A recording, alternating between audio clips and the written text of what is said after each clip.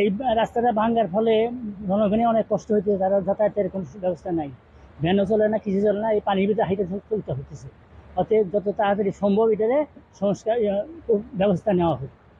আসলে প্রত্যেক বৎসরই বন্যা আসলেই আমাদের এই নদী পাড়ের মানুষগুলো খুব ভোগান্তিতে বাস করতে হয়।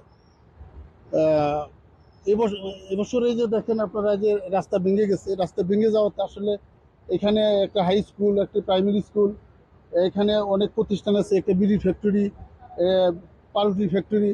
এই যে যাতায়াতের যে ব্যবস্থা ভেঙে যাওয়াতে মানুষের অনেক চরম ভোগান্তিতে ভুগতেছে। এখন দ্রুত মানে এটা আহ, আমাদের নদীতে যদি দ্রুত বেড়িবাঁধের ব্যবস্থা করা হয় তাহলে আর হয়তো বা আমাদের এই এলাকার মানুষ ভোগান্তিতে ভুগতে হবে না। আমরা নদী ভাঙ্গা এলাকার মানুষ, এখানে আমরা অনেক কষ্টে আছি। ইদানিং হঠাৎ করেই যমুনা নদীর পানি বিপদ সীমার উপর দিয়ে চলতেছে। এই কারণে আমাদের এই বিশেষ করে খানুরবাড়ি, কষ্টাপাড়া, ভালকুটিয়া, থলকাশি, এই কয়েকটা গ্রাম বর্তমানে এখন বন্যায় প্লাবিত। আমাদের চলাফেরা খুবই কষ্ট, আমরা চলতে পারতেছি না, আমাদের বাচ্চারা স্কুলে যেতে পারতেছে না, তারা বাড়িতে বসে রয়েছে, ভয় আছে। এখানে আবার কিছু সাপ পোকামাকড়ের ভয় আছে বন্যায়, তার কারণে কেউ বের হতে যাচ্ছে না। তো এখানে আমাদের স্থায়ী কোনো বাঁধ বা কোনো কিছু নাই। এখানে আমাদের বলা হয়েছিল যে বারবারই এখান থেকে একটা বাঁধ হবে, কিন্তু আমাদের মাননীয় এমপি সাহেব উনি বারবার বলতেছেন যে এখানে ইকোনমিক জোন হবে, ইকোনমিক জোন হবে। হোক ইকোনমিক জোন, আমাদের এটা ভালো একটা জিনিস, এখানে ইকোনমিক জোন হলে আমাদের জন্য ভালো।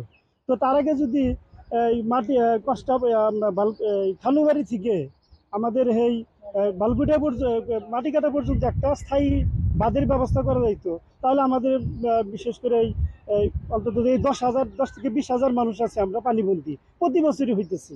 এটা আমাদের সমাধান হইতো। আজকে এই যে আমাদের ভালকুটিয়া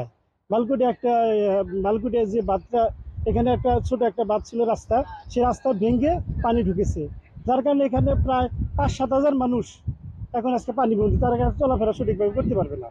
তো আমরা আশা করি এটা স্থানীয় সরকার এবং এমপি সাহেব এটা জরুরিভাবে ব্যবস্থা নেবে, যাতে এটা আমাদের সমাধান হয়ে যায়। ঘাস ফসল নষ্ট হয়ে গেছে গা। আমার 4 দিন 4টা সুবের তাল গাছ নষ্ট হয়ে গেছে, 4-5টা সুবের গাছ ভেঙে গেছে গা, জমি ভেঙে গেছে গা, আহ, জমি ভেঙে গেছে গা, আমার বিরাট ক্ষতি হয়ে গেছে গা। এই বালগড়ি স্কুলের থেকে আপনার গোবিন্দ সুমন্ত যে রাস্তাটা, এই রাস্তাটা যে করার সময় যদি আপনার সরকারে যদি মাঝখানে মাঝখানে চুঙ্গি দিয়ে দেয়, তাহলে মানে যে এই রাস্তাটা আর ভাঙে না। কিন্তু তার কোনো চুঙ্গি মুঙ্গি দেয় না, তারা রাস্তা করে থেজা ভাঙে জায়গা। আর আঙ্গর যে আমরা যে সাধারণ জনগণ, এটার ভোগান্তিতে প্রত্যেক বছর পড়তে হয়। বন্যার পানির কারণে অনেক সমস্যা, আমাদের বাচ্চা কাচ্চা স্কুলে যাইতে পারে না, তাদের গবাদি পশু এগুলার সমস্যা, বাজার করা যায় না, আয় রোজগার করা যায় না, মানে বিভিন্ন দিক দিয়ে সমস্যা।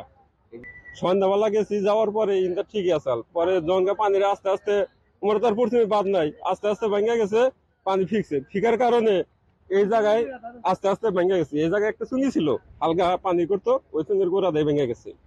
সকাল থেকে আমার বাড়িতে পানি ওঠা দরকার, নদীর পানি।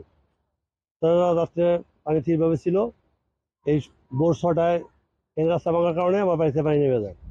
আর মানুষদের চলাফেরা খুব কষ্ট হয়ে গেছে, শিক্ষা প্রতিষ্ঠানের বাচ্চা কাচ্চারা কষ্ট হয়ে গেছে, বাড়ির লোকজন পানি পান করতে পারছে না, যে পানি টিউবওয়েলে পানি খাচ্ছে, যে পানি আবর্জনা পানি টিউবওয়েলে ঢোকানোর কারণে পানি খাওয়া দাওয়া কষ্ট হয়ে যাচ্ছে।